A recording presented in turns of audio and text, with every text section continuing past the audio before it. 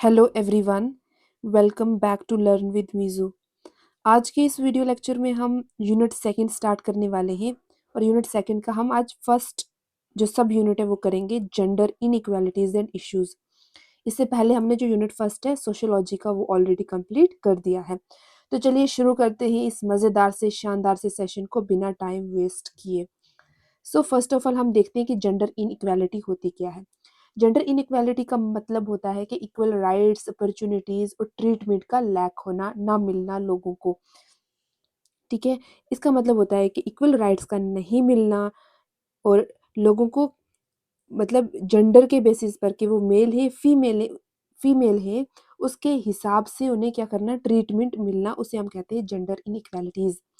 Gender inequalities मतलब जब एक जेंडर को अनफेयरली ट्रीट किया जाता है, जब एक जेंडर को अनफेयरली ट्रीट किया जाता है और उसे कम अपॉर्चुनिटीज़ दी जाती हैं और दूसरे जेंडर के कंपैरिजन में अगर अगर दो जेंडर जैसे मेल और फीमेल है, अगर एक जेंडर को क्या होगा, उसे अनफेयर ट्रीटमेंट मिलेगा। ठीक है, उसे अपॉर्चुनिटीज़ नहीं दी जाएंगी दूसरे जेंडर के मुकाबले में, तो इसे हम कहते हैं जेंडर इनइक्वालिटीज़। इन्हें हम कहते हैं जेंडर इनइक्वालिटीज़। जैसे हम हमारे पास है, जैसे गर्ल्स को एजुकेशन डिनाई किया जाता है या फिर वुमेन को कम पेमेंट मिलती है जब वो एक ही जैसा काम करती हैं। उसके बाद हमारे पास लिमिटेड रोल होते हैं विमेन के या फिर जेंडर के डिसीजन मेकिंग में, और उसी तरह से हमारे पास अनइक्वल फ्रीडम होती है बॉयज़ और गर्ल्स के बीच में। सो इसे वन बाय वन करके हम देखेंगे कि क्या होता है ये सारी चीज़ें। ठीक है, और इसके काजेज़ क्या-क्या है। सबसे पहले हमारे पास पैट्रियार्कियल सोसाइटी, जहाँ पे जो मेन होता है उसी के पास सारा कंट्रोल और पावर होती है, वही डिसीजन मेकर होता है। लैक ऑफ एजुकेशन, गर्ल्स को उतनी एजुकेशन नहीं दी जाती है। फिर उसके बाद कल्चरल प्रैक्टिसेस कुछ कुछ ऐसी होती हैं जो बॉयज़ को फेवर करती हैं, और इकोनॉमिक डिपेंडेंस एक फीमेल का मेल के ऊपर, तो उससे भी ये इनइक्वालिटी का इनइक्वालिटी इससे भी सोसाइटी के अंदर होती है। अगर जेंडर इक्वालिटी की बात करें तो ये इफ़ेक्ट करता है फेयरनेस, डेवलपमेंट किसी कंट्री के अंदर। उसके बाद ये क्या करता है, मतलब एजुकेशन, अवेयरनेस या फिर इक्वल राइट्स को क्या करता है, कम करता है। किस केस में? फीमेल्स के केस में। अब देखते हैं जेंडर इनइक्वालिटी। अब हम डिटेल में कवर करते हैं इन सारी चीज़ों को। Gender inequality means lack of equal rights, opportunities and treatment between people based on their gender. अगर जेंडर इनइक्वालिटी की अगर बात करते हैं हम, तो जेंडर इनइक्वालिटी का मतलब है कि इक्वल राइट्स, अपॉर्चुनिटीज और ट्रीटमेंट का ना होना, लैक होना लोगों के जेंडर के हिसाब से।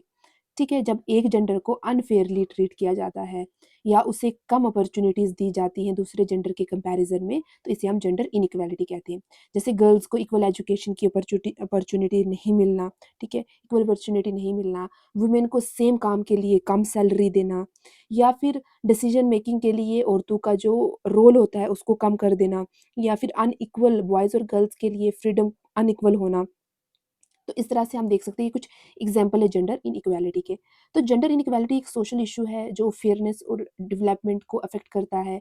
इससे क्या रिड्यूस होती है? इससे रिड्यूस होती है हमारे पास अ, क्या मतलब एजुकेशन, अवेयरनेस और इक्वल राइट्स फॉर ऑल।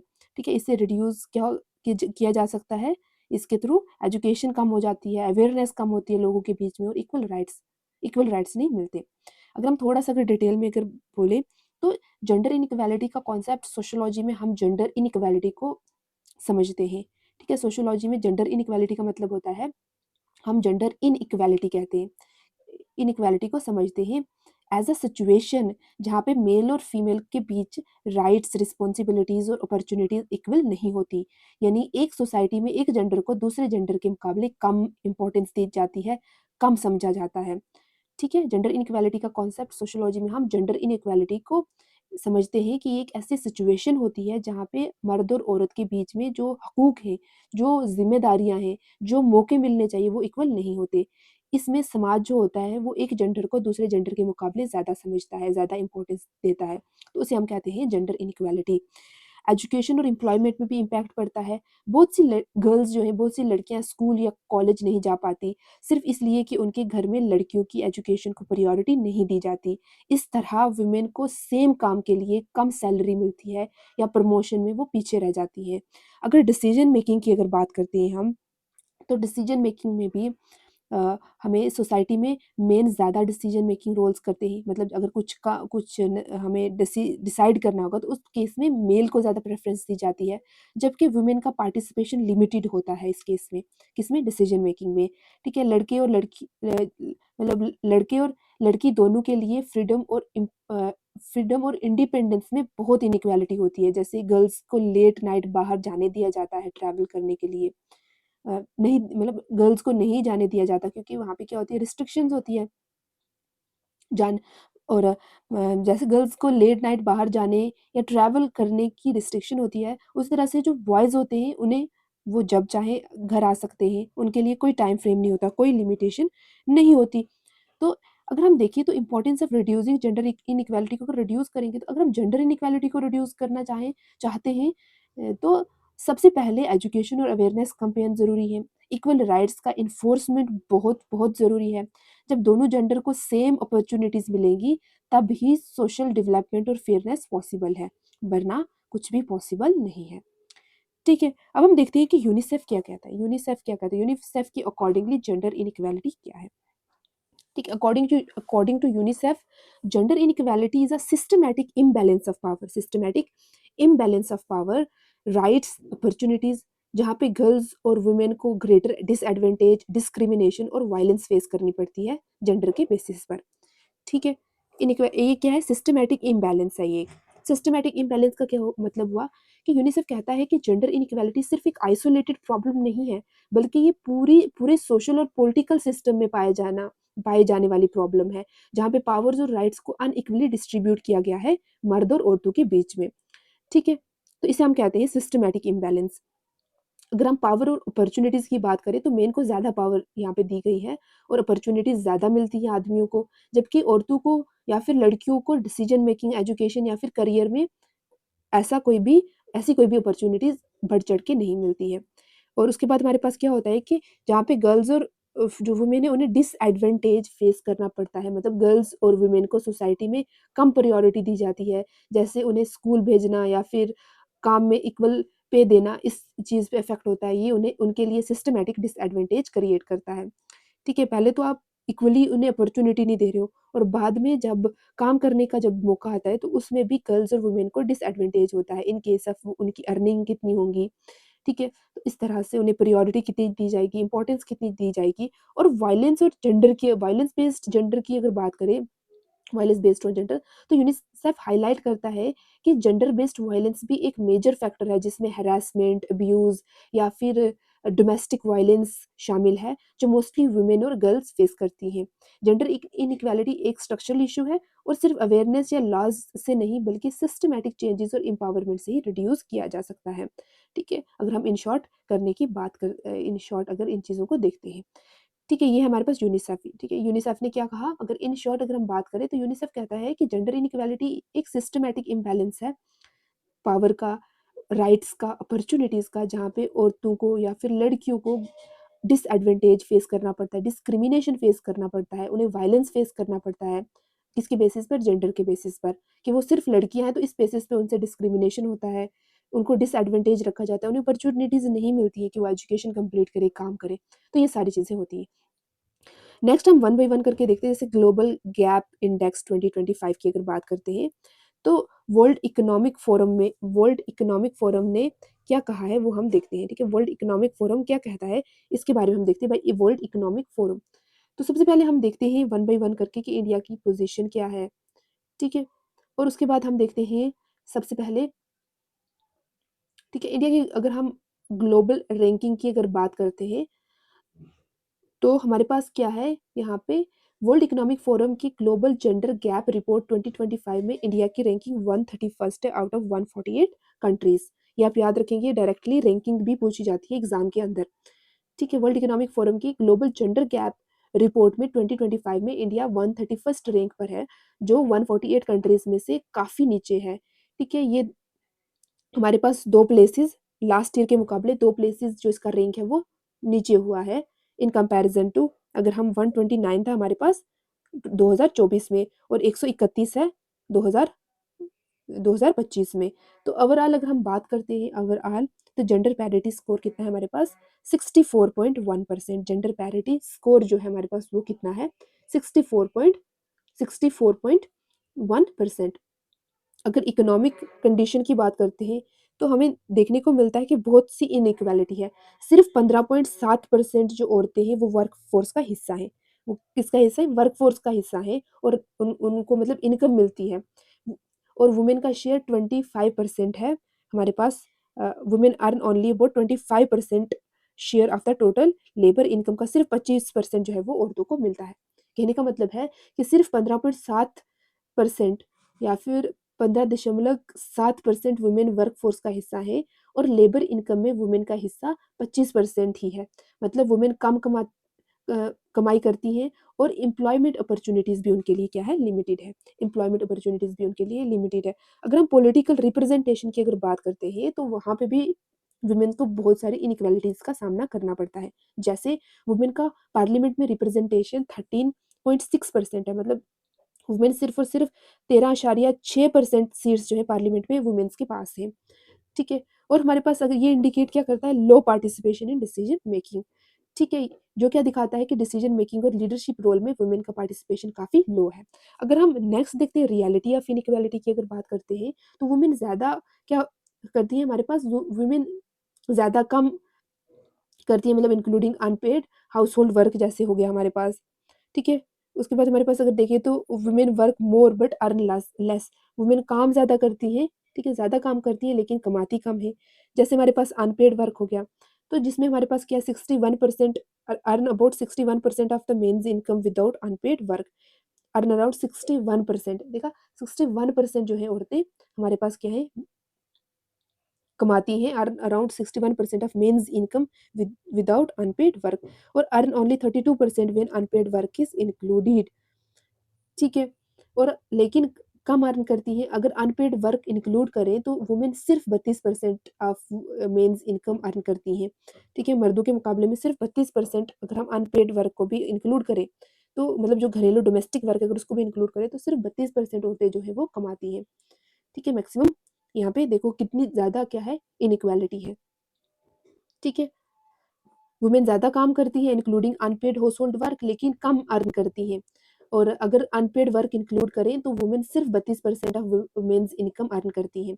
अगर रीजनल कंपैरिजन की अगर बात करें जैसे इंडिया है हमारे पास साउथ एशिया में तो साउथ एशिया में इंडिया लोवेस्ट रैंक है। इंडिया का क्या है सबसे निचला रैंक है कंट्रीज में। जबकि बांग्लादेश होगी भूटान हो गया हमारे पास नेपाल हो गया श्रीलंका हो गया तो यहाँ पे वुमेन एम्पावरमेंट में ये वाली कंट्रीज जो है वो आगे है। वुमेन ज़्यादा पार्टिसिपेट करती हैं बढ़ चढ़ के हिस्सा लेती हैं तो ये सारी चीज़ें हैं। ठीक है। अगर हम देखें तो जेंडर इनइक्वालिटी इंडिया में अभी भी स्ट्रांगली एग्जिस्ट करती है। क्या करती है स्ट्रांगली एग्जिस्ट करती है स्पेशली जॉब्स में होगी या फिर पॉलिटिकल पावर में होगी। ठीक है। ठीक है। प्रॉपरली वुमेन्स को अभी भी रिप्रेजेंटेशन नहीं मिलती है। तो ये सारी चीज़ें हमारे पास क्या है जेंडर इनइक्वालिटी के रिलेटेड है। ठीक है।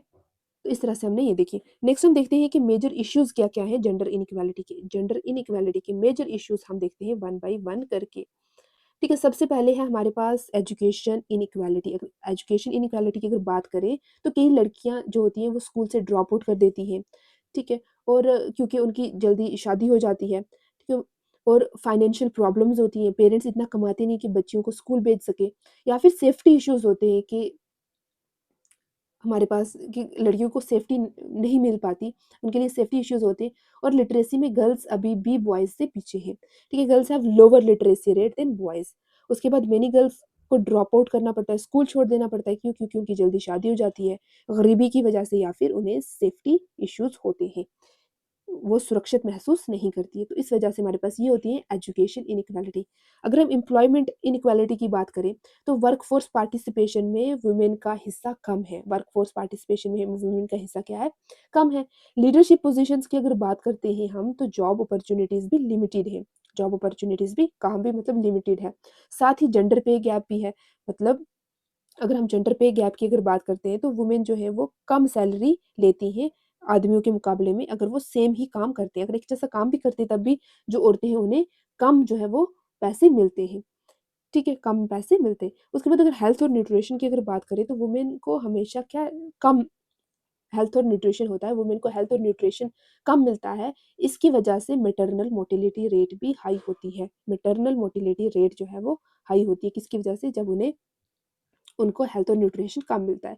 अगर वायलेंस और सेफ्टी की बात करें, वायलेंस अगेंस्ट वुमेन की बात करें, कि जो वायलेंस होता है औरतों के खिलाफ, ठीक है, जैसे डोमेस्टिक वायलेंस हो गया, ठीक है, घरेलू हिंसा, हैरेसमेंट हो गया, या फिर असॉल्ट असॉल्ट हो गया, ये कॉमन इश्यूज है, सेफ्टी कंसर्न से जो सीरियस प्रॉब्लम है वुमेन की सेफ्टी के लिए।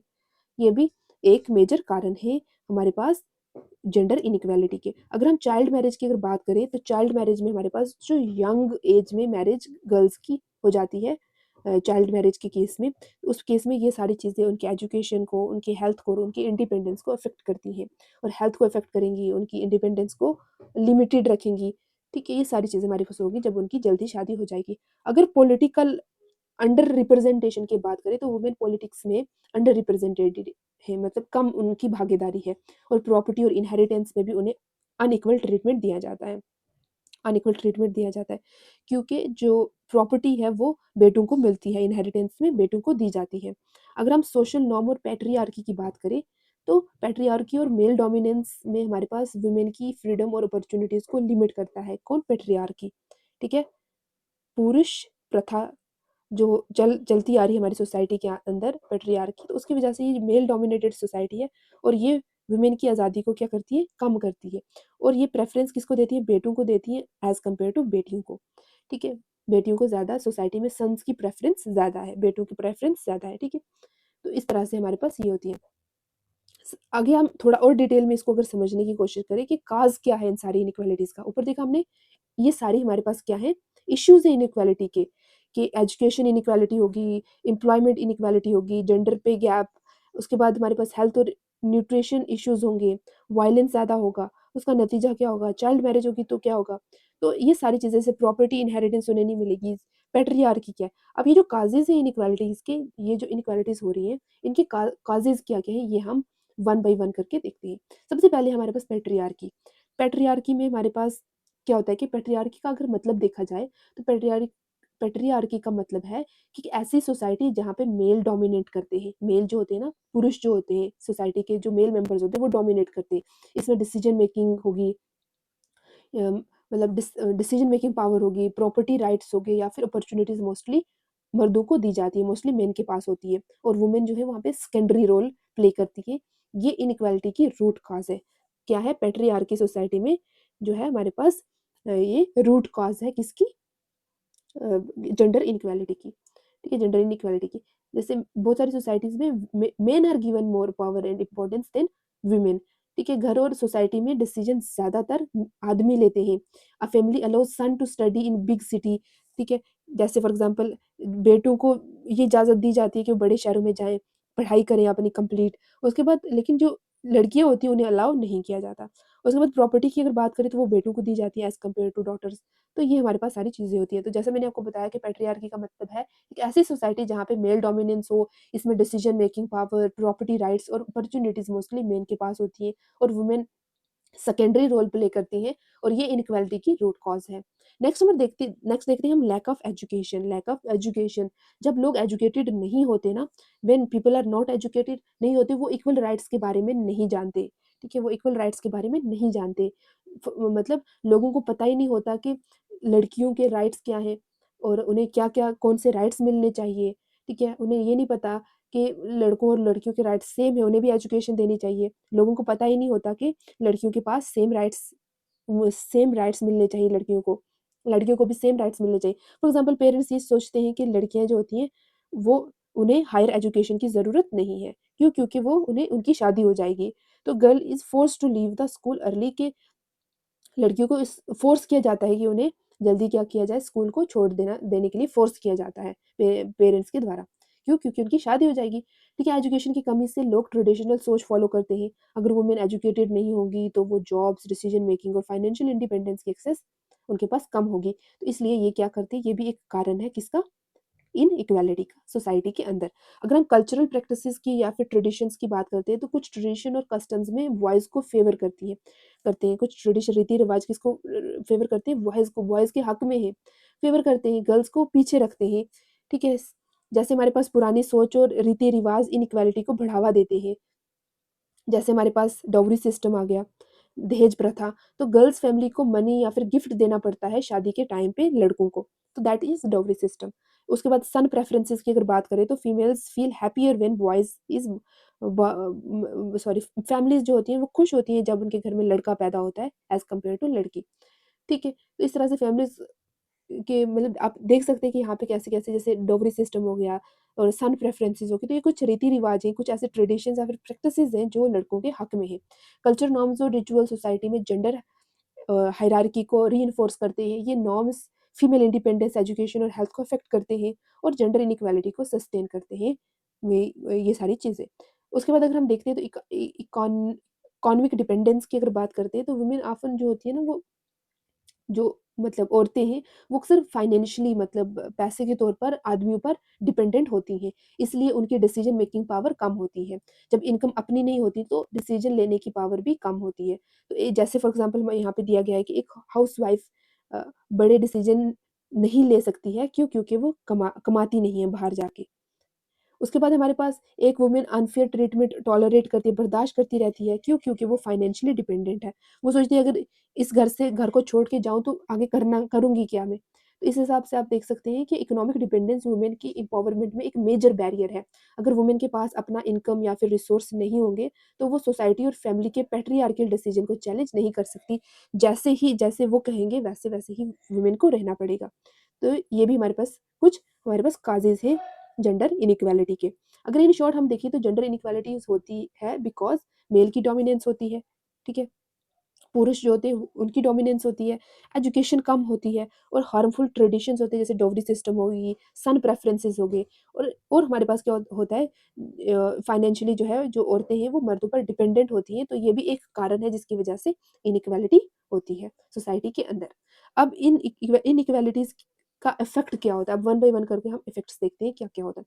सबसे पहले है हमारे पास स्लोज़ इकोनॉमिक ग्रोथ। ये इकोनॉमिक ग्रोथ को क्या करती है? कम करती है। कैसे?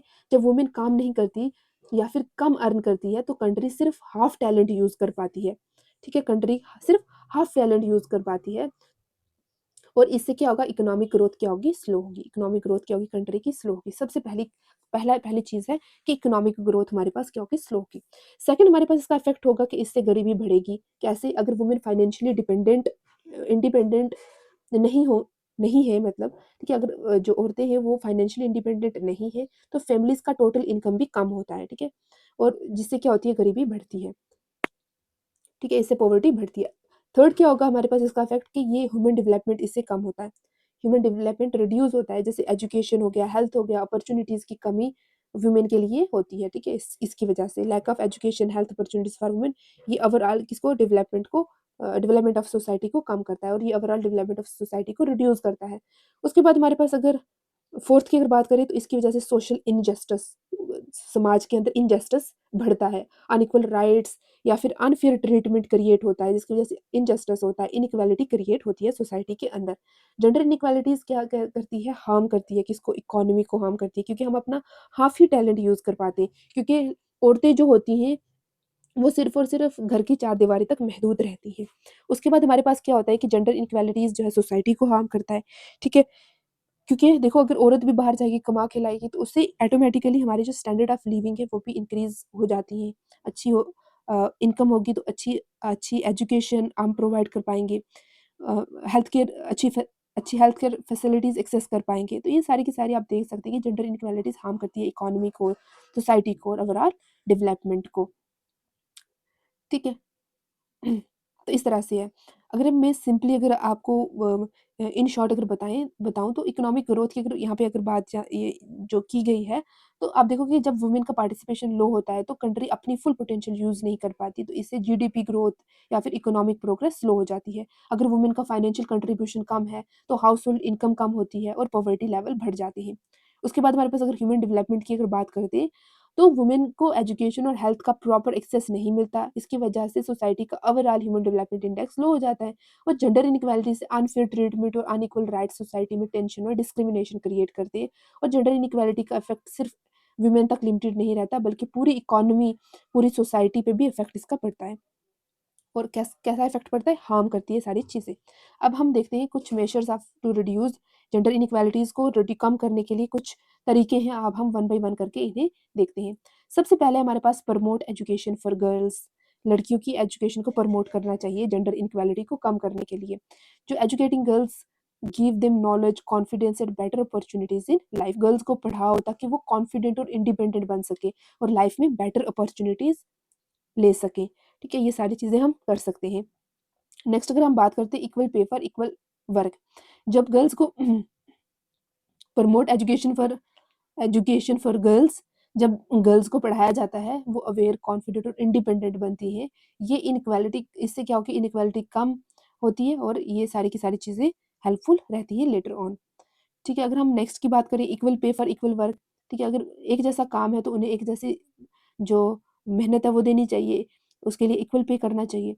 तो उसके लिए क्या यहाँ क्या लिखा गया है कि लड़कियों और लड़के जो सेम काम करते हैं उनको सेम पे मिलनी चाहिए, सेम। तो इसकी वजह से क्या होगी, इनइक्वालिटी कम होगी। उसके बाद स्ट्रिक्ट लॉज़ को फॉलो करना चाहिए, स्ट्रिक्ट लॉज़ अगेंस्ट होने चाहिए, वायलेंस के अगेंस्ट। अगर औरतों के लिए औरतों के खिलाफ कुछ, अगर हमारे पास औरत क्या, मतलब कोई भी जेंडर, रिगार्डलेस ऑफ जेंडर, अगर किसी के खिलाफ भी कोई वायलेंस होता है तो उसके खिलाफ सख्त से सख्त कानून होने चाहिए, स्ट्रॉन्ग लॉज होने चाहिए और उनकी प्रॉपर इम्प्लीमेंटेशन होनी चाहिए।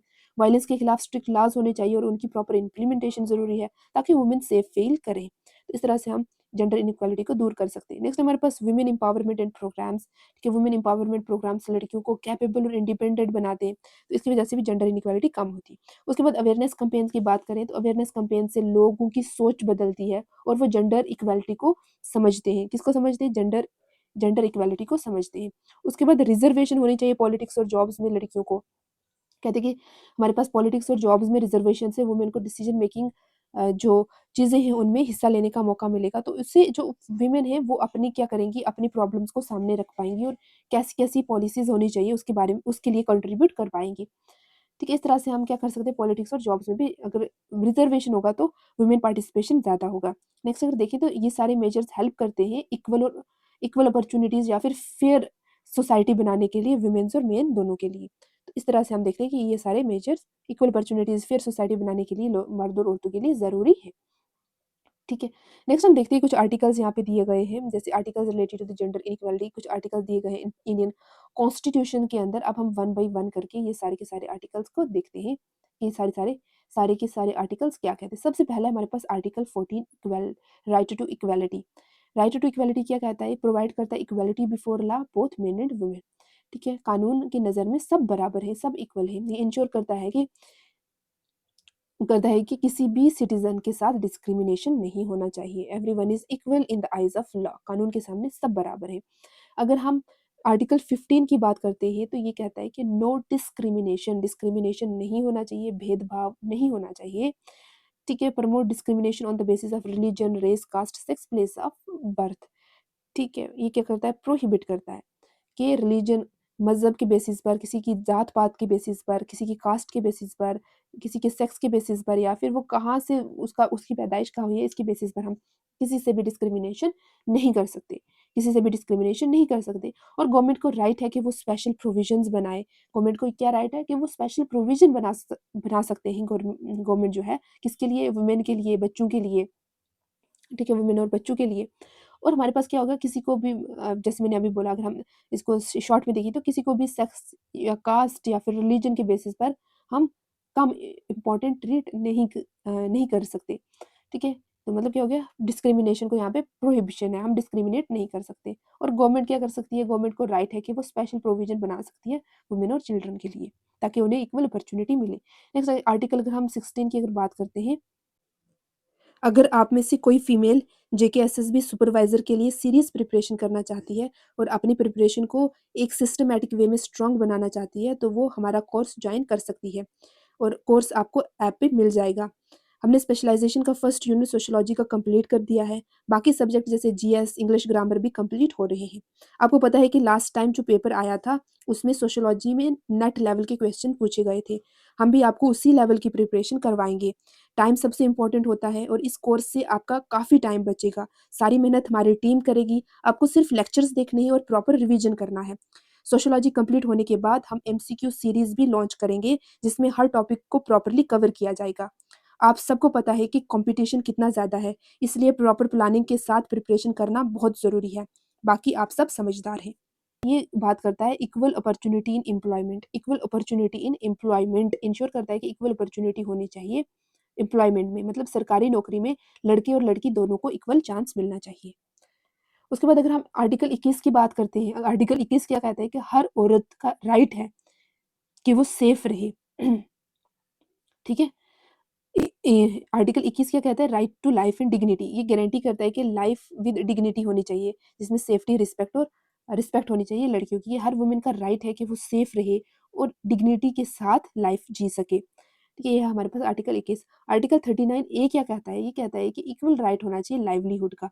लाइवलीहुड का इक्वल राइट्स होना चाहिए, मतलब लड़कियों को भी उतनी ही फ्रीडम और अपॉर्चुनिटी मिलनी चाहिए अपनी लिविंग, यानी कि जो हमारे पास अपनी लिविंग को अर्न करने की जितनी लड़कों को मिलती है। ठीक है, मेन और वुमेन दोनों को इक्वल राइट मिलने चाहिए अपनी जीविका कमाने की, अपनी अपनी अर्निंग कमाने की, दोनों को इक्वल अपॉर्चुनिटी मिलनी चाहिए। ठीक है, इन शॉर्ट लड़कियों को भी उतन लड़कियों को लड़कों को, मतलब दोनों को प्रॉपर अपॉर्चुनिटी मिलनी चाहिए। नेक्स्ट हम अगर देखते हैं आर्टिकल 39 डी की अगर बात करते हैं, तो जब लड़की और लड़का सेम काम करते हैं तो सैलरी भी उन्हें सेम होनी चाहिए। ये कहता है हमारे पास आर्टिकल 39 डी। आर्टिकल 39 डी क्या कहता है, जब लड़की और लड़का सेम काम करते हैं तो सैलरीज भी सेम होनी चाहिए। उसके बाद आर्टिकल 42 की अगर बात करते हैं, मैटरनिटी रिलीफ की अगर बात करते हैं, तो प्रेग्नेंट वुमेन और मदर्स को सेफ वर्किंग इन्वायरमेंट और बेनिफिट्स मिलने चाहिए। जस्ट और ह्यूमन वर्किंग कंडीशन मिलनी चाहिए, सेफ इन्वायरमेंट मिलना चाहिए, मैटरनिटी बेनिफिट्स मिलने चाहिए औरतों को। ठीक है, ये कहता है आर्टिकल 42। अगर 51 ए ई अगर की बात करें हम, आर्टिकल ये क्या है हमारे पास, एक फंडामेंटल ड्यूटी है जो क्या कहती है, it is the duty of every citizen to promote harmony and renounce practices insulting women. क्या कहते हैं कि हर सिटीजन का ये फर्ज है, क्या फर्ज है, फर्ज है कि वो वुमेन, जो औरतें हैं, वुमेन हैं, वुमेन के अगेंस्ट प्रैक्टिसेस या डिस्क्रिमिनेशन को रोके और सोसाइटी में हार्मनी प्रमोट करे। क्या है, हर हर सिटीजन का क्या फर्ज है, ड्यूटी है कि हर सिटीजन का फर्ज है कि वो औरतों के अगेंस्ट प्रैक्टिसेस या फिर डिस्क्रिमिनेशन को रोके और सोसाइटी में हार्मनी प्रमोट करे। अगर हम सिंपली अगर देखिए तो हमारे पास क्या होगा, तो कॉन्स्टिट्यूशन इंश्योर करता है कि इक्वालिटी होनी चाहिए, प्रोटेक्शन होनी चाहिए और एम्पावरमेंट होनी चाहिए औरतों की, किससे, कि थ्रू वेरियस फंडामेंटल राइट्स और पॉलिसीज से। ठीक है, ये हमारे पास होना चाहिए। ठीक है, आर्टिकल 14-15 वुमेन को इक्वल ट्रीटमेंट गारंटी करता है, सबसे पहले देखा। फिर उसके बाद आर्टिकल, अगर एम्प्लॉयमेंट और लाइवलीहुड की बात करें तो उसमें हमारे पास आर्टिकल 16, आर्टिकल 39 ए और 39 डी जो होता है, वुमेन के equal equal access to job, space, pay और लाइवलीहुड को प्रमोट करता है। ये इकोनॉमिक इंडिपेंडेंस और एम्पावरमेंट में हेल्प करता है। उसके बाद लाइफ और सेफ्टी की अगर बात करते हैं, हमारे पास right to life and safety, article 21 और आर्टिकल 42 वुमेन की सेफ्टी, हेल्थ और मैटरनिटी और डिग्निटी को इंश्योर करते हैं, ये वाले राइट्स। और अगर सिटीजन रिस्पॉन्सिबिलिटी की बात करें तो आर्टिकल 51 ए ई आता है, एक फंडामेंटल ड्यूटी है कि हर सिटीजन को औरतों के साथ रिस्पेक्टफुली रहना चाहिए। उसके बाद ओवरऑल देखा जाए तो इंडियन कॉन्स्टिट्यूशन वुमेन को प्रोटेक्शन, इक्वालिटी और एम्पावरमेंट प्रोवाइड करता है किससे, करता है थ्रू फंडामेंटल राइट्स, पॉलिसीज और ड्यूटीज से। और ये जेंडर इनइक्वालिटीज को क्या करते हैं, रिड्यूस करते हैं और उन्हें लीगल फ्रेमवर्क देती हैं, ये सारी चीज़ें, फंडामेंटल राइट्स और पॉलिसीज। नेक्स्ट हम देखते हैं हमारे पास है, जैसे यहाँ पे in short for the revision purpose आप देख सकते हैं, जेंडर इनइक्वालिटीज क्या होगी, lack of equal rights opportunities treatment between people based on gender. Next हम देखते हैं, ठीक है, उसके बाद ये सारी चीज़ें हम ऑलरेडी देख चुके हैं। नेक्स्ट हम देखते हैं जेंडर इनइक्वालिटी और ह्यूमन राइट्स इंस्ट्रूमेंट्स क्या क्या है, ये सारी चीज़ें हम देखते हैं। अब universal declaration of human rights की अगर बात करते हैं, यहाँ पे universal declaration of human rights की, तो हम सबसे पहले देखते हैं ये होता क्या है। इसमें कुछ आर्टिकल्स दिए गए हैं जो हमारे पास किसके रिलेटेड है, ह्यूमन राइट्स के रिलेटेड है। तो हम वन बाई वन करके देखते हैं। सबसे पहले हमारे पास आर्टिकल 1, ठीक है, all human beings are born free, all human beings are born free, हर एक ह्यूमन बींग जो है वो क्या है हमारे पास, मतलब फ्री बॉर्न हुआ है। ठीक है, उसके ऊपर कोई भी एक्सटर्नल प्रेशर नहीं है। ठीक है, सबसे पहले हम देखते हैं कि universal declaration of human rights का मकसद क्या है, कि हर इंसान को जेंडर के बेसिस पे इक्वालिटी, डिग्निटी और प्रोटेक्शन प्रोवाइड करना। ये इंटरनेशनल फ्रेमवर्क है जो जेंडर इनइक्वालिटी के खिलाफ है, ठीक है, जेंडर इनइक्वालिटी के खिलाफ है। सबसे पहले हम देखते हैं कि वन बाय वन करके क्या-क्या कहता है ये सारे राइट्स। सबसे पहले हमारे पास आर्टिकल 1 की अगर बात करें तो आर्टिकल 1 कहता है कि इक्वालिटी एंड फ्रीडम की बात करता है, इक्वालिटी और फ्रीडम की बात करता है। आर्टिकल 1 कहता है कि all human beings are born free and equal in dignity and rights, के हर इंसान जन्म से ही फ्री है, आज़ाद है, हर इंसान जन्म से ही आज़ाद है, बराबर है, ठीक है, इक्वल है और डिग्निटी और इन डिग्निटी एंड राइट्स, ठीक है, डिग्निटी और राइट्स में हर एक इंसान क्या है, आज़ाद है और बराबर है। आर्टिकल 1 ये कहता है, मतलब लड़का या लड़की दोनों का इक्वल स्टेटस है, किसी को भी जेंडर के बेसिस पे हम कम इम्पोर्टेंट ट्रीट नहीं कर सकते, ठीक है। अगर किसी स्कूल में सिर्फ बॉयज़ को ही स्कॉलरशिप मिले और गर्ल्स को नहीं मिले तो ये आर्टिकल 1 का उल्लंघन होगा according to universal declaration of human rights. अगर हम आर्टिकल 2 की बात करें तो इसका ये होता है नो डिस्क्रिमिनेशन, कि हम सेक्स या फिर जेंडर के बेसिस पे डिस्क्रिमिनेट नहीं कर सकते। जेंडर के बेसिस पे किसी भी इंसान के साथ अनफेयर ट्रीटमेंट अलाउड नहीं है। मतलब लड़कियों को या फिर लड़कों के साथ इक्वल बिहेवियर होना चाहिए। ये एजुकेशन, एम्प्लॉयमेंट और सोशल लाइफ में भी लागू होता है ये चीज़ें। ठीक है, हमें क्या करना है, हमें डिस्क्रिमिनेशन नहीं करना है। एग्जाम्पल की बात करें, अगर कंपनी में सिर्फ आदमी को प्रमोशन मिले, औरतों को ना मिले, तो ये क्या होगा, आर्टिकल 2 का उल्लंघन होगा। मतलब हम डिस्क्रिमिनेट कर रहे हैं ना, एक को प्रमोट कर रहे हैं, दूसरे को नहीं कर रहे हैं, ठीक है, अगर वो दोनों ही मेरिटोरियस है। उसके बाद अगर हम आर्टिकल 7 की अगर बात करते हैं तो आर्टिकल 7 कहता है कि लॉ के सामने सब इक्वल हैं। लॉ के सामने क्या है, सब इक्वल है और सबको इक्वल प्रोटेक्शन मिलनी चाहिए। अगर कोई वुमेन या गर्ल लीगल इशू में फेस करती है तो लॉ में उसके साथ मतलब लॉ के बेसिस पे उसके साथ क्या नहीं होना चाहिए, डिस्क्रिमिनेशन नहीं होना चाहिए, बायसनेस नहीं होनी चाहिए, इक्वालिटी होनी चाहिए। फॉर एग्जाम्पल जैसे डोमेस्टिक वायलेंस केस में विक्टिम का जेंडर रीजन नहीं होना चाहिए जस्टिस मिलने के लिए, ठीक है। तो इस तरह से होना चाहिए कि equality before law and equal protection, equality before law, कानून के सामने सब बराबर होने चाहिए और कानून सबको बराबर तरीके से ट्रीट करना चाहिए, ठीक है। लॉ के सामने सब इक्वल हैं और सबको इक्वल प्रोटेक्शन मिलनी चाहिए। ये कहता है हमारे पास आर्टिकल 7। आर्टिकल 16 क्या कहता है, आर्टिकल 16 कहता है equal rights in marriage and family life. Article 16 कहता है कि मैरिज और फैमिली लाइफ में लड़का लड़की दोनों के इक्वल राइट्स होने चाहिए। मतलब डिसीजंस लेने में, जैसे शादी का कोई डिसीजन लेना हो, प्रॉपर्टी का हो या फिर फैमिली रिस्पॉन्सिबिलिटीज का हो, तो दोनों के लिए इक्वल फेयर होना चाहिए, ठीक है, दोनों की बातें सुनी जानी चाहिए, दोनों की तरफ से होना चाहिए, ठीक है। एग्जाम्पल के तौर पे अगर हम देखें तो अगर सिर्फ आदमी को घर की प्रॉपर्टी में राइट्स मिलते या फिर वुमेन को नहीं मिलते तो ये हमारे पास आर्टिकल 16 का उल्लंघन होगा। नेक्स्ट हम देखते हैं आर्टिकल 23 की अगर बात करते हैं तो equal pay for equal work. जब लड़का और लड़की सेम काम करते हैं तो उनकी सैलरी भी सेम होनी चाहिए। जेंडर के बेसिस पे सैलरी में कोई डिफरेंस नहीं होना चाहिए। अगर कंपनी में फीमेल को कम हम पैसे दे रहे हैं या फिर मेल को ज़्यादा दे रहे हैं तो ये हमारे पास आर्टिकल 23 का उल्लंघन होगा। अगर सेम काम कर रहे हैं तो उन्हें सेम ही सैलरी मिलनी चाहिए, ठीक है। अगर हम देखते हैं कि यूडीएचआर यानी universal declaration of human rights का मकसद क्या एम है कि हर इंसान को जेंडर के बेसिस पे इक्वालिटी, डिग्निटी और प्रोटेक्शन प्रोवाइड करना। ये इंटरनेशनल फ्रेमवर्क है जो जेंडर इनइक्वालिटी के खिलाफ है, जेंडर इनइक्वालिटी के खिलाफ है। अगर हम देखते हैं नेक्स्ट, अगर हम बात करते हैं convention on elimination of all forms of discrimination against women, तो अगर हम इसकी बात करें तो CEDAW जैसे हमारे पास है, जैसे वुमेन बिल, जिसे हम क्या कहते हैं, वुमेन बिल ऑफ राइट्स भी कहते हैं, जैसे यहाँ पे लिखा गया है, जिसे हम वुमेन बिल ऑफ राइट्स भी कहते हैं, जो यूनाइटेड स्टेट्स ने 1979 में, इसको 1979 में क्या किया, अडॉप्ट किया था। ये क्या इंटरनेशनल ट्रीटी है जो वुमेन के अगेंस्ट डिस्क्रिमिनेशन को एलिमिनेट करती है। ये क्या है, इंटरनेशनल ट्रीटी है मतलब ट्रीटी क्या हो गया कि बहुत सारे देश मिलके इसको साइन करते हैं। एक ट्रीटी है, इंटरनेशनल ट्रीटी है जो कि एलिमिनेट करने के लिए काम आती है डिस्क्रिमिनेशन को। तो हमारे पास इसका पर्पस अगर देखें तो जेंडर इनइक्वालिटी को प्रमोट करना और वुमेन की सिविल, पॉलिटिकल और इकोनॉमिक, सोशल और कल्चरल राइट्स को प्रोटेक्ट करना इसका काम है, किसका, CEDAW का, ठीक है। नेक्स्ट हम देखेंगे ये सारी की सारी चीज़ें इन डिटेल में। यहाँ आप थोड़ा सा आप आइडिया ले लो ताकि नेक्स्ट अगर हम कभी भी डिस्कस करें इन चीज़ों को तो आपको उसमें कोई परेशानी ना हो, ठीक है। सिंपली मैंने क्या कहने की कोशिश की। और हम एक बार अगर हम मैं एक चीज़ और ऐड करना चाहूँ तो इंडिया ने ये जो हमारे पास हमारे पास क्या है, कन्वेंशन और elimination of all forms of discrimination against women, इसको कब रेक्टिफाई किया था, 1993 में, 1993 में हमारे पास क्या है, इसको रेक्टिफाई किया था, मतलब इंडिया के लिए भी लीगली अब बाइंडिंग है।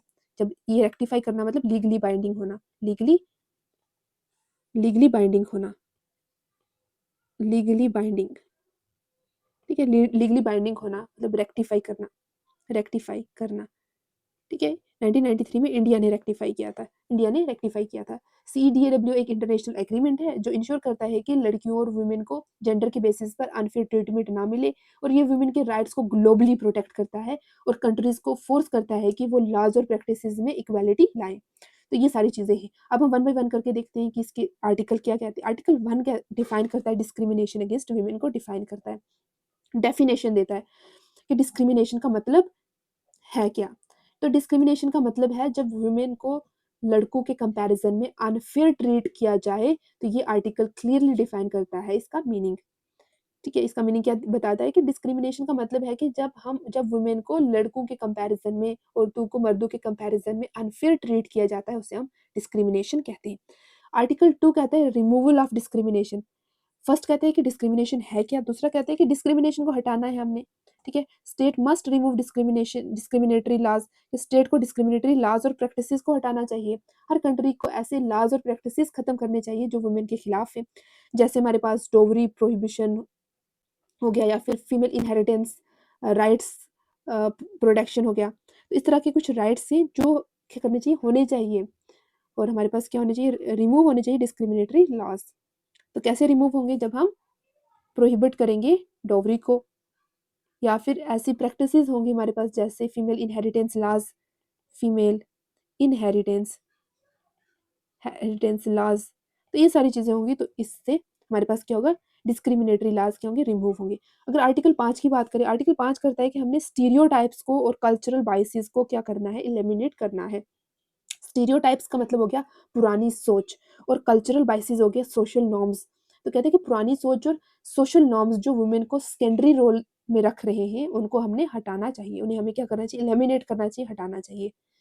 तो स्टीरियोटाइप्स रोल क्या हो गए, स्टीरियोटाइप्स रोल हो गए जैसे लड़कियों को घर का काम ही करना चाहिए, लड़कियों को बाहर जाके पढ़ाई नहीं करनी चाहिए, ठीक है। लड़कियों को मर्दों पे डिपेंडेंट होना चाहिए। कभी कभी पिंक कलर को एसोसिएट किया जाता है विमेन के साथ, या फिर आप देखोगे कि जब हमारे जो बच्चे छोटे होते हैं तो हम गुड़िया ला के देते हैं बेटियों को, और जो बेटे होते हैं उन्हें हम गाड़ी ला के देते हैं, या फिर गन्स ला के देते हैं। तो यहाँ से आप देख सकते हैं कि हम कैसे बचपन से ही हम क्या करते हैं, अपनी बेटियों की इस तरह से, हमारे पास क्या होती है, हम इस तरह से परवरिश करते हैं कि उनके दिमाग में ये जेंडर रोल्स क्या हो जाते हैं, एक बन जाते हैं कि लड़कियों को ये करना चाहिए और लड़कों को अलग चीज़ें करनी चाहिए। तो दोनों के लिए हम क्या करते हैं, इस तरह से हम उनको सोशलाइज़ कर देते हैं कि उनके लिए वो सारी चीज़ें नॉर्मल करने लगती हैं। फिर अगर लड़कों को कल को अगर घर का काम करना होगा तो उन्हें मतलब ये एलिनेटेड फ़ील करेंगे कि ये क्या कह रहे हो? ये तो हमारा काम नहीं है। तो इस तरह से ये जो स्टीरियोटाइप्स है और कल्चरल बायसेस हैं, इनको हमने क्या करना है, एलिमिनेट करना है। ठीक है, दोनों जेंडर को इक्वल पर हमने क्या करना है, प्रमोट करना है कि हम क्या करें, प्रॉपरली जो भी है उनकी जो कुव्वत है, उनकी जो पोटेंशियल है, उनको अच्छे से वो रियलाइज कर पाए और अपने अपने हिसाब से काम कर पाए। तो ये हमारे पास eliminate stereotypes and cultural biases. Next हम देखते हैं कि आर्टिकल 7 कहता है कि वोट और पॉलिटिक्स में पार्टिसिपेट करना चाहिए, राइट टू वोट होना चाहिए, और पॉलिटिक्स में, सियासत में औरतों को क्या करना चाहिए, भागीदारी होनी चाहिए। कि वुमेन का हमारे पास क्या है कि लड़कियों को वोट देने का राइट होना चाहिए, लड़कियों का, औरतों का वोट देने का राइट होना चाहिए, और पॉलिटिक्स में इक्वल पार्टिसिपेशन उन्हें मिलनी चाहिए। नेक्स्ट आर्टिकल 10 कहता है कि इक्वल एक्सेस होना चाहिए एजुकेशन का, ठीक है। औरतों को या फिर लड़कियों को स्कूल और हायर एजुकेशन के लिए इक्वल अपॉर्चुनिटीज मिलनी चाहिए। आप देखोगे कि अगर अगर ऐसा मतलब माना जाता है, ऐसा देखा गया है कि अगर एक घर जो है वो अच्छी एजुकेशन अफोर्ड कर पा रहा है, तो वो ऑलवेज प्रेफर करेगा लड़कों को, हमेशा लड़कों को ही प्रेफरेंस दी जाएगी उस केस में, लड़कियों को इतनी ज़्यादा प्रेफरेंस नहीं दी जाएगी, ठीक है। तो इस तरह से हम कहते हैं कि इक्वल एक्सेस मिलना चाहिए एजुकेशन का, ठीक है, पढ़ने का मौका दोनों को बराबर मिलना चाहिए। आर्टिकल 11 कहता है कि सेम वर्क के लिए वुमेन को इक्वल पे मिलनी चाहिए, और एम्प्लॉयमेंट में इक्वल अपॉर्चुनिटीज होनी चाहिए। आर्टिकल 11 ये कहता है राइट्स इन एम्प्लॉयमेंट और वेजेस, पेमेंट भी सेम होनी चाहिए, और उन्हें हमारे पास क्या अपॉर्चुनिटीज़ भी सेम मिलनी चाहिए। हेल्थ केयर की अगर बात करते हैं हमारे पास, तो वुमेन को हेल्थ सर्विसेज़ जैसे मैटरनल केयर या फिर प्रिवेंटिव हेल्थ में इक्वल ट्रीटमेंट मिलना चाहिए। उसके बाद हमारे पास 16 की अगर बात करते हैं, तो मैरिज और फैमिली डिसीजन में लड़की और लड़के दोनों को इक्वल हमने इक्वल इक्वल होने चाहिए, मतलब दोनों की से होनी चाहिए। ठीक है, मैरिज में और फैमिली रिलेशनशिप में कि क्या चाहते हैं, दोनों को बोलने का मौका देना चाहिए हमें। दोनों की राय जो है उसको इम्पोर्टेंस देनी चाहिए। नेक्स्ट हम देखते हैं कि ये ह्यूमन राइट्स के बारे में हम देख रहे हैं। कुछ अदर इंस्ट्रूमेंट्स की अगर बात करते हैं यहाँ पे हमारे पास, तो हमने ये सारी चीज़ें देखी। उसके बाद हमारे पास अगर हम देखते हैं अदर, जैसे हमारे पास यूनाइटेड नेशन चार्टर जो आर्टिकल 1 में आता है, यूएन चार्टर की अगर बात करते हैं, तो सबसे पहले हम देखते हैं यूएन चार्टर क्या है। एक फाउंडिंग डॉक्यूमेंट है जो यूनाइटेड नेशंस ने दिया है, और जो हमारे पास कब आया था, यूएन चार्टर 24 अक्टूबर 1945 में को क्या हुआ था, अडॉप्ट हुआ था ये UN charter, United nation charter. इसका पर्पस क्या था कि वर्ल्ड में पीस, सिक्योरिटी, ह्यूमन राइट्स और कोऑपरेशन करना कंट्रीज के बीच में, और ये इंटरनेशनल लॉ का बेस होता है, और मेंबर कंट्रीज के लिए ये क्या होता है, बाइंडिंग प्रिंसिपल सेट करता है। यूएन चार्टर एक इंटरनेशनल एग्रीमेंट है जो वर्ल्ड में पीस, सिक्योरिटी और ह्यूमन राइट्स को प्रमोट करता है, और इसमें डिस्क्रिमिनेशन के अगेंस्ट रूल्स भी होते हैं, जैसे जेंडर इनइक्वालिटी जिसमें इंक्लूड होता है। अब हम देखते हैं कि इसमें कुछ यहाँ पे आर्टिकल्स दिए गए हैं। जैसे आर्टिकल 1 की बात करते हैं यूएन चार्टर की, ये क्या कहता है कि यूएन चार्टर का एम है प्रमोट करना ह्यूमन राइट्स को प्रमोट करना किसी भी डिस्क्रिमिनेशन के बगैर। ठीक है, लड़के और लड़की दोनों को ह्यूमन राइट्स इक्वल होने चाहिए किसी भी कंट्री में, वो चाहे इंसान बिलोंग करता हो, और और अनफेयर ट्रीटमेंट उनको नहीं करना चाहिए, डिस्क्रिमिनेशन नहीं होनी चाहिए लड़के और लड़की के बीच में। अगर किसी कंट्री में वुमेन की एजुकेशन और वोट या फिर एम्प्लॉयमेंट राइट्स डिनाई कर कोई कंट्री करती है, तो ये क्या होगा, यूएन चार्टर के इस प्रिंसिपल का उल्लंघन होगा। तो इससे हमें ये पता चलता है कि ये भी हमारे पास जेंडर इनइक्वालिटी पे के लिए इंपॉर्टेंट रोल प्ले करता है। अगर हम इंटरनेशनल लेबर ऑर्गेनाइजेशन की बात करें, तो ये एक स्पेशलाइज्ड एजेंसी है यूनाइटेड नेशन की। ठीक है, ये क्या है, एक स्पेशलाइज्ड एजेंसी है यूनाइटेड नेशंस की। यूएन मतलब यूनाइटेड नेशंस की। ठीक है, जो वर्कर्स के राइट्स और लेबर स्टैंडर्ड्स प्रमोट करती है। ठीक है, वर्कर्स के राइट्स और लेबर स्टैंडर्ड प्रमोट करती है, और 1919 में इसकी स्टैब्लिशमेंट हुई थी, ट्रीटी ऑफ वर्सलिस के अंडर। ट्रीटी ऑफ वर्सालिस के अंडर वर्सालिस के अंडर हुई थी। ठीक है, कुछ चीज़ें हैं जो पूछी जा सकती है एग्जाम में, इंपॉर्टेंट। इसका पर्पस क्या है, पर्पस है कि डिसेंट वर्क कंडीशन प्रोवाइड करना। क्या है, डिसेंट, पर्पस क्या है इसका, डिसेंट वर्क प्रोवाइड करना। उसके बाद हमारे पास है लेबर लॉज को या फिर राइट्स लिखते हैं, लेबर राइट्स को और सोशल जस्टिस प्रमोट करना, सोशल जस्टिस प्रमोट करना। ठीक है, उसके बाद हमारे पास है, थर्ड है हमारे पास, डिस्क्रिमिनेशन और एक्सप्लॉयटेशन को प्रिवेंट करना, डिस्क्रिमिनेशन को, और हमारे पास एंड एक्सप्लॉयटेशन को क्या करना, प्रिवेंट करना। ठीक है, इसको क्या करना, प्रिवेंट करना। आईएलओ एक इंटरनेशनल ऑर्गेनाइजेशन है जो वर्कर्स और एम्प्लॉयज के राइट्स को प्रोटेक्ट करता है, और ये इंश्योर करता है कि जॉब्स में फेयर ट्रीटमेंट हो, डिस्क्रिमिनेशन ना हो, और वुमेन और मेन के लिए इक्वल अपॉर्चुनिटीज हो। तो ये हमारे पास कहता है। अब देखिए कि कन्वेंशन 100 क्या कहता है, इक्वल पे होनी चाहिए। ठीक है, क्या होनी चाहिए, इक्वल पे होनी चाहिए। मतलब जब औरत और मर्द दोनों काम करते हैं, तो उनको सैलरी सेम मिलनी चाहिए। अगर एक फीमेल टीचर है, मेल टीचर है, तो सेम सब्जेक्ट पढ़ा रहे, तो उन्हें ये नहीं कह सकते कि जो मेल टीचर है उसे 10,000 मिले और फीमेल टीचर को 5,000 मिले, ऐसा नहीं होना चाहिए। दोनों को 10,000 ही मिलनी चाहिए, या फिर दोनों को 5,000 ही मिलनी चाहिए। सो इक्वल चीज़ें होनी चाहिए। अगर हम कन्वेंशन 111 की अगर बात करें, तो डिस्क्रिमिनेशन नहीं होना चाहिए एम्प्लॉयमेंट में। जॉब में औरत मर्द की या किसी भी पर्सन के साथ डिस्क्रिमिनेशन अलाउड नहीं है, इक्वल अपॉर्चुनिटीज मिलनी चाहिए। अगर कंपनी में रिक्रूटमेंट में जेंडर के बेसिस पे सिलेक्शन होगा, तो ये हमारे पास 111 का उल्लंघन होगा, तो हमें ये चीज़ें नहीं करनी चाहिए। ठीक है, मेरिट के बेसिस पर सिलेक्ट होनी चाहिए चीज़ें। आईएलओ कन्वेंशन 100 और 111 जो है हमारे पास, ये इंश्योर करता है कि एम्प्लॉयमेंट और वेजेस में जेंडर इक्वालिटी को और वुमेन डिस्क्रिमिनेशन नहीं होनी चाहिए, मतलब जेंडर इक्वालिटी होनी चाहिए, और वुमेन डिस्क्रिमिनेशन नहीं होनी चाहिए, वुमेन डिस्क्रिमिनेशन से प्रोटेक्शन मिलनी चाहिए वुमेन्स को, ठीक है? अगर हो तो नहीं होनी चाहिए। तो ये सारी चीज़ें हमारे पास होंगी। उसके बाद अगर हम कंक्लूजन की यहाँ पे बात करते हैं, तो जो ह्यूमन राइट्स है इंस्ट्रूमेंट है ये, किसके लिए? इक्वालिटी के लिए बिटवीन मेन और वुमेन, की औरतों और मर्द के बीच में बराबरी होनी चाहिए, और डिस्क्रिमिनेशन से, भेदभाव से प्रोटेक्शन होनी चाहिए, और इक्वल राइट्स मिलने चाहिए, जैसे सोशल राइट हो गए, इकोनॉमिक राइट हो गए, पॉलिटिकल राइट हो गए। तो इक्वल राइट्स इन सारी चीज़ों में मिलने चाहिए हमारे पास हर एक ह्यूमन बीइंग को। नेक्स्ट हम जेंडर डिस्क्रिमिनेशन की अगर बात करते हैं, जेंडर डिस्क्रिमिनेशन की बात करते हैं, तो सबसे पहले हमारे पास आता है लीगल एंड प्रोटेक्टिव मेजर। कि लीगल और प्रोटेक्टिव मेजर क्या है?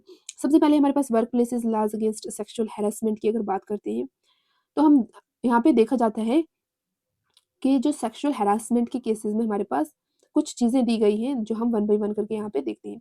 सबसे पहले हमारे पास work places laws against sexual harassment का पर्पस क्या है? कि ऑफिस या फिर वर्क प्लेस में वुमेन को सेफ और हैरेसमेंट फ्री इन्वायरमेंट प्रोवाइड करना, ठीक है? सेफ इन्वायरमेंट प्रोवाइड करना वुमेन को, तो उसके लिए है। कुछ लॉज है हमारे पास, जैसे the sexual harassment of womens at work place prevention and protection and redressal act 2013 का ही है, ठीक है? हमारे पास क्या है? Sexual harassment of women at work places, sexual harassment पूरा ही लिख देते हैं हम यहाँ पे, sexual harassment harassment of women eight work place. इसमें क्या है? Prevention, prohibition and redressal act 2013। तो ये क्या कहता है हमारे पास? इसके अंडर हर कंपनी, हर ऑर्गेनाइजेशन में मतलब इंटरनल कंप्लेंट कमेटी बनानी ज़रूरी है। हर वुमेन एम्प्लॉय को कंप्लेंट फाइल करने का राइट है वहाँ पे, ठीक है? क्या होना चाहिए इसके अकॉर्डिंगली? 2 चीज़ें होनी चाहिए जो बहुत इंपॉर्टेंट है, जो आप याद रखेंगे हमारे पास, क्या होंगी? लेट्स ऐड समथिंग, यहाँ लिखते हैं हम। सबसे पहले हमारे पास वर्क प्लेस के place laws laws work place laws against sexual harassment ठीक है? सबसे पहले हम देखते हैं कि इसमें मैंने सबसे पहले आपको बताया क्या? Sexual harassment of women at work place prevention prohibition and redressal, ठीक है? ये आगे भी हमने इनको और डिटेल में करना है। यहाँ पे थोड़ा सा हम इसको देख लेते हैं समराइज करके। 2013 क्या कहता है? इसके अकॉर्डिंगली है हमारे पास क्या? कि हमारे पास हर कंपनी के अंदर, हर कंपनी या फिर ऑर्गेनाइजेशन, हर कंपनी और ऑर्गेनाइजेशन के अंदर क्या होना चाहिए? इंटरनल कंप्लेंट कमेटी होनी चाहिए। Internal complaint complaint complaints committee होनी चाहिए, ये क्यों होनी चाहिए? क्योंकि अगर कभी भी किसी औरत के साथ क्या होता है? हैरेसमेंट होता है, सेक्सुअल हैरेसमेंट होता है, तो वो उस कमेटी में जाके अपनी जो कंप्लेंट है वो डाल सकती है, ताकि जो वुमेन एम्प्लॉय है वो यहाँ पे जाके क्या करे? कंप्लेंट डाल सके, और अपने राइट्स और प्रोटेक्शन उसे मिल सके। उसे क्या मिल सके? राइट्स और प्रोटेक्शन मिल सके उस वुमेन को, ठीक है? वो यहाँ पे जाके कंप्लेंट कर सकती है अगर ये होता है। ये ला इंश्योर करता है कि वर्क प्लेस में लड़कियों के साथ सेक्सुअल हैरासमेंट ना हो, और अगर हो तो उसकी कंप्लेंट वो डाले और उसको सोल्यूशन भी मिले, ठीक है? ये सारी चीज़ें इसका मेन मकसद है। नेक्स्ट हमारे पास equal pay for equal work की अगर बात करते हैं, तो जैसा हमने ऊपर देखा है ना, ये equal pay for equal work की अगर बात करें, तो कुछ लॉज है, जैसे आर्टिकल 39D देखा था हमने ऊपर, 39D आर्टिकल देखा था इंडियन कॉन्स्टिट्यूशन का, जो equal pay for equal work की बात करता है। उसके बाद हमारे पास एक एक्ट है जिसको बोलते हैं इक्वल रिम्यूनरेशन एक्ट 1976, जहाँ पे मेन और वुमेन के लिए सैलरी जो हमारे पास डिस्क्रिमिनेशन को बैन करता है, ये वाला एक्ट जो है। यहाँ हम लिखते हैं सेकेंड हमारे पास क्या? इक्वल रिम्यूनरेशन एक्ट हमारे पास 1976 आता है। मेन और वुमेन के लिए सैलरी डिस्क्रिमिनेशन को बैन करता है। जब लड़की और लड़का सेम काम करते हैं तो उन्हें सेम सैलरी देनी चाहिए, डिफरेंस नहीं होना चाहिए, तो इसके लिए ये वाला एक्ट बना था। उसके बाद लॉज अगेंस्ट डोमेस्टिक वायलेंस की अगर बात करते हैं हम, ठीक है, सेकंड ये थर्ड हम देखते हैं laws against domestic violence. Laws against domestic violence, laws against domestic violence की अगर बात करते हैं तो इसका पर्पस ये है कि वुमेन को डोमेस्टिक वायलेंस, घरेलू हिंसा और डोवरी हरासमेंट से, जब हमारे पास दहेज प्रथा से अगर किसी का उत्पीड़न होता है, हरासमेंट होता है, तो उससे प्रोटेक्ट करने के लिए कुछ लॉज है। सबसे पहला है हमारे पास प्रोटेक्शन ऑफ सबसे पहले हमारे पास protection of protection of women protection of women from domestic protection of women from domestic violence act 2005। ठीक है, फर्स्ट ऑफ ऑल हमारे पास ये एक्ट है PWDVA। तो ये एक्ट है हमारे पास। यहाँ पे क्या है कि हर वुमेन को डोमेस्टिक वायलेंस के अगेंस्ट प्रोटेक्शन और लीगल रेमेडी मिलती है अकॉर्डिंग टू दिस एक्ट। क्या मिलता है? प्रोटेक्शन और लीगल रेमेडी। यहाँ हम लिखते हैं प्रोटेक्शन एंड लीगल रेमेडी। ठीक है, इसके अकॉर्डिंग किसको? वुमेन को मिलती है। नेक्स्ट है, फर्स्ट तो ये है। सेकेंड है हमारे पास डोवरी के बारे में, डोवरी प्रोहिबिशन एक्ट। नेक्स्ट है हमारे पास डोवरी प्रोहिबिशन एक्ट। ठीक है, डोवरी प्रोहिबिशन एक्ट 1961। तो ये क्या कहता है? 1961 डोवरी देना और लेना दोनों इलीगल है। ठीक है, डोवरी क्या है? डोवरी देना और लेना दोनों क्या है? इलीगल है, इलीगल है। ठीक है, इलीगल है।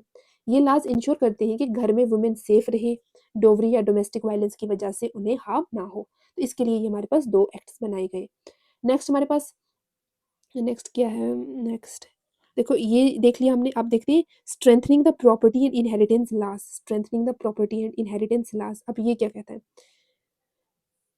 स्ट्रेंथनिंग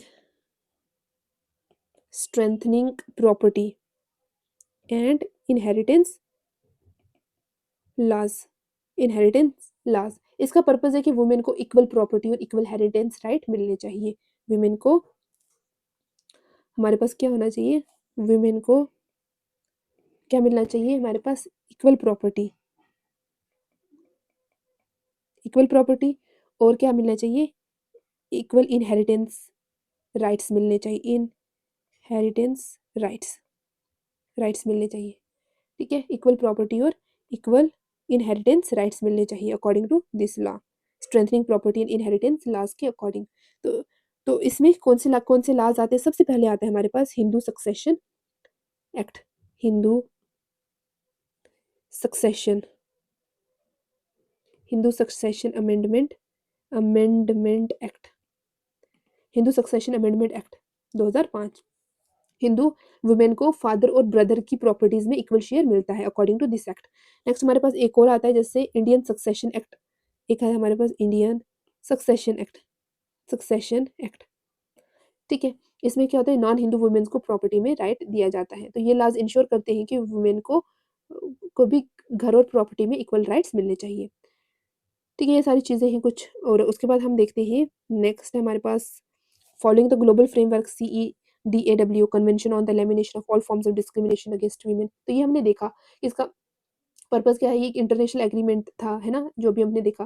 तो लॉज और ये क्या इम्प्लीमेंट करता है? जेंडर डिस्क्रिमिनेशन को रिड्यूस करता है।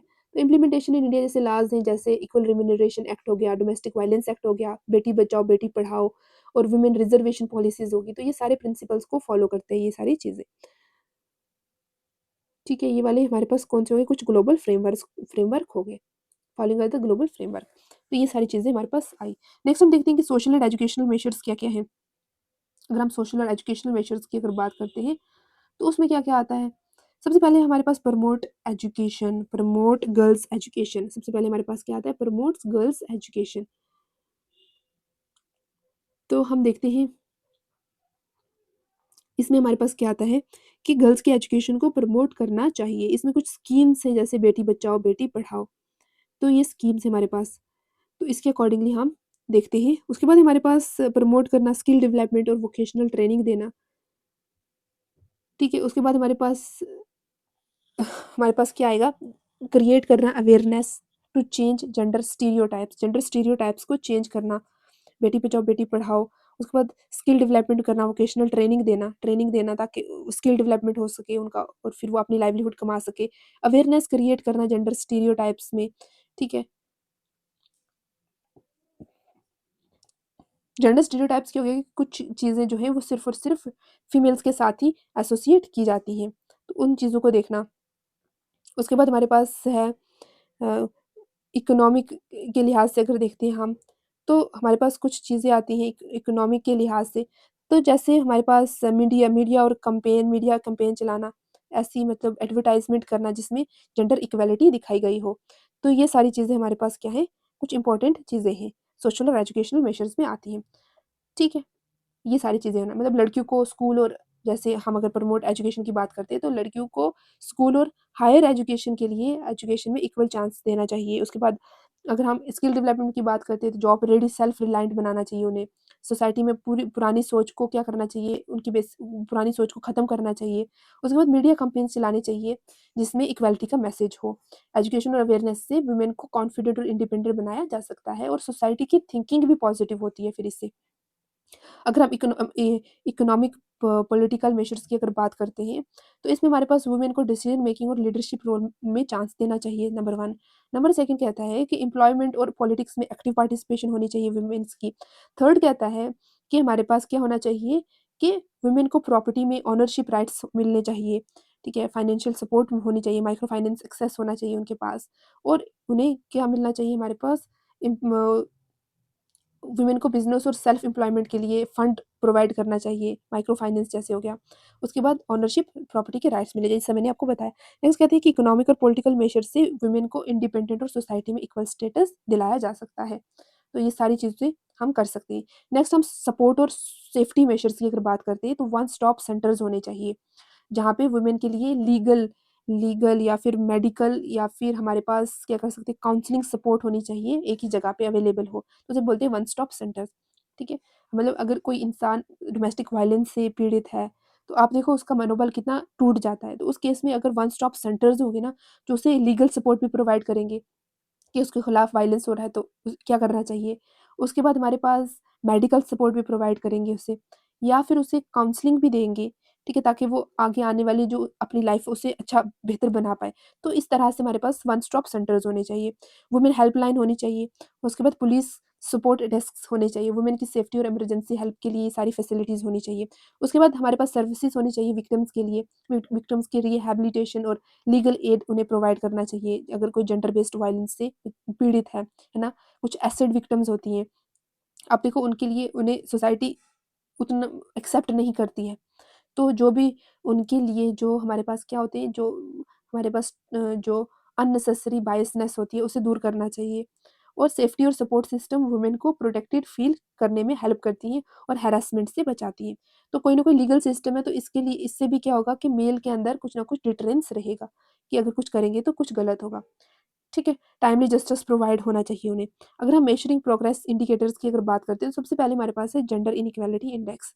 अगर हम ओवरऑल जेंडर इनइक्वालिटी इंडेक्स की अगर बात करते हैं, तो जेंडर इनइक्वालिटी इंडेक्स क्या है, एक मेजर है जो जेंडर बेस्ड डिस्पैरिटीज़ को क्वांटिफ़ाई करता है। मतलब जेंडर के बेसिस पे जो डिस्क्रिमिनेशन होता है ना, उसको उसको इसमें देखा जाता है जेंडर इनइक्वालिटी इंडेक्स में। इसका एम एम है कि वुमेन और मेन के बीच इनइक्वालिटीज़ को ट्रैक करना और उन्हें सोशल, इकोनॉमिक और पॉलिटिकल फील्ड्स में कंपेयर करना। ठीक है? ये किसके, यूनाइटेड नेशंस यूएनडीपी के द्वारा ये किया गया था। यूएनडीपी के द्वारा ये बनाया गया था और ह्यूमन डेवलपमेंट रिपोर्ट ये देता है हमारे पास, ठीक है? In human development report. उसके बाद इसका पर्पज़ है कि वुमेन और मेन की हेल्थ, एजुकेशन, जैसे मैंने बोला ये सारी चीज़ें कंपेयर करता है। जैसे इसके कुछ कंपोनेंट्स हैं, जैसे रिप्रोडक्टिव हेल्थ को मेज़र करना, एम्पावरमेंट को देखना, लेबर मार्केट को देखना। तो आगे हम ये सारी चीज़ें भी डिटेल में करने की कोशिश करेंगे बाद के लेक्चर्स में। सो सैलरीज़ में मेन और वुमेन के बीच डिफरेंस को ट्रैक करना, जैसे हो गया जिसको बोलते हैं जेंडर पे गैप। उसके बाद female labour force participation rate को देखना, कि वुमेन का एम्प्लॉयमेंट पार्टिसिपेशन कितना है। उसके बाद वुमेन रिप्रेजेंटेशन लीडरशिप रोल में देखना, जैसे पॉलिटिक्स और जॉब्स में वुमेन का परसेंटेज कितना है। तो इंडिकेटर से पता चलता है कि जेंडर इक्वालिटी की कितनी प्रोग्रेस हुई है कितनी और इम्प्रूवमेंट की ज़रूरत है, किस एरिया में इम्प्रूवमेंट की ज़रूरत है, और हमें आगे रोड मैप हम इसके बेसिस पे ब्लूप्रिंट बना सकते हैं, कितने टाइम में हमें क्या चीज़ें अचीव करनी है। तो जेंडर डिस्क्रिमिनेशन को रिड्यूस किया जा सकता है थ्रू लीगल प्रोटेक्शन थ्रू कानूनी अ, कार्रवाई के थ्रू, या फिर एजुकेशन के थ्रू रिड्यूस किया जा सकता है, या फिर उन्हें इकोनॉमिक सपोर्ट करके किया जा सकता है, या अवेयरनेस फैला के किया जा सकता है। तो इस तरह से हम कर सकते हैं। नेक्स्ट हम देखते हैं जेंडर इनइक्वालिटी डेज़ और थीम्स है कुछ, ये एग्ज़ाम में डायरेक्टली इससे वन लाइनर क्वेश्चंस आते हैं। तो वन बाय वन करके हम इन्हें भी देख लेते हैं साथ ही साथ। सो सबसे पहले हमारे पास international women day. International women day जो 8 मार्च को क्या किया जाता है, सेलिब्रेट किया जाता है। हर साल 8 मार्च को ये हमारे पास क्या किया जाता है, सेलिब्रेट किया जाता है। तो वन बाय वन करके नेक्स्ट देखते हैं हमारे पास। तो इसका थीम देख लेते हैं बाद में। सबसे पहले हम जेंडर इनइक्वालिटी डेज़ और उनकी थीम्स का पर्पज़ है कि अवेयरनेस क्रिएट करना, या फिर सोसाइटी में जेंडर इक्वालिटी प्रमोट करना। ये डेज़ हम वुमेन के राइट्स, उनकी एम्पावरमेंट और डिस्क्रिमिनेशन के खिलाफ एक्शन के लिए ये चीज़ें मतलब बनाई जाती हैं, ताकि लोग अवेयर हो सकें इन सारी चीज़ों के से। इनका फ़ोकस क्या है कि सोशल, इकोनॉमिक और पॉलिटिकल और लीगल इक्वालिटी पर ज़ोर देना। और उसके बाद ये डेज़ और उनकी थीम सोसाइटी को याद दिलाती है कि वुमेन और गर्ल्स के साथ इक्वालिटी होनी चाहिए, उन्हें हैरेसमेंट, वायलेंस और डिस्क्रिमिनेशन से प्रोटेक्ट करना चाहिए। तो ये सारी चीज़ें एक रिमेम्बरेंस है हर साल कि हमें इन चीज़ों में काम करने की ज़रूरत है। अगर जैसे इंटरनेशनल वुमेन डे की बात करते हैं, जैसे मैंने आपको बताई 8 मार्च को सेलिब्रेट किया जाता है, और इसका थीम क्या है, investment in women accelerate progress. 2025 की थीम है हमारे पास, invest in women accelerate progress. और हम अपने करंट अफेयर की वीडियोज़ में इनको अपडेट करते रहेंगे अकॉर्डिंगली, ठीक है, जब-जब ये आएँगी रिपोर्ट्स। तो नेक्स्ट हम देखते हैं इसका फोकस देख लेते हैं। हमारे पास इंटरनेशनल वुमेन डे हर साल सेलिब्रेट किया जाता है ताकि वुमेन की अचीवमेंट को हाईलाइट किया जाए, ठीक है? वुमेन की अचीवमेंट्स को हाईलाइट करने के लिए हम इंटरनेशनल वुमेन डे मनाते हैं, और उन्हें एम्पावरमेंट पर फोकस करना है। फिर 2025 का थीम क्या था? इकोनॉमिक एम्पावरमेंट पर था, है ना? जैसे इन्वेस्टमेंट करना औरतों में, ताकि जो प्रोग्रेस है वो तेज़ हो सके। उसके बाद international day for elimination of violence against women की अगर बात करते हैं, एक ये हमारे पास प्रोग्राम है। तो ये 25 नवंबर को मनाया जाता है, और इसका थीम है unite to end violence against women. इकट्ठे होना ताकि जो औरतों के खिलाफ जो अत्याचार होता है उसके खिलाफ इकट्ठे होना। तो एंडिंग वायलेंस एंड अब्यूज़, ठीक है? वायलेंस और अब्यूज़ के खिलाफ अवेयरनेस क्रिएट करना और वुमेन को सेफ एनवायरनमेंट प्रोवाइड करना, ये इसका पर्पस है। और ये डे हम याद दिलाते हैं कि डोमेस्टिक वायलेंस, हैरेसमेंट और अब्यूज़ के खिलाफ स्ट्रॉन्ग एक्शन लेना ज़रूरी है, और सोसाइटी में वुमेन की सेफ्टी इंश्योर करनी चाहिए हम सबको मिलकर। अगर हम नेक्स्ट डे की बात करते हैं, नेक्स्ट हमारे पास international girl child day India के अंदर 24 जनवरी को मनाया जाता है। 24 ऑफ जनवरी जो है हमारे पास इंटरनेशनल गर्ल चाइल्ड डे को मनाया जाता है।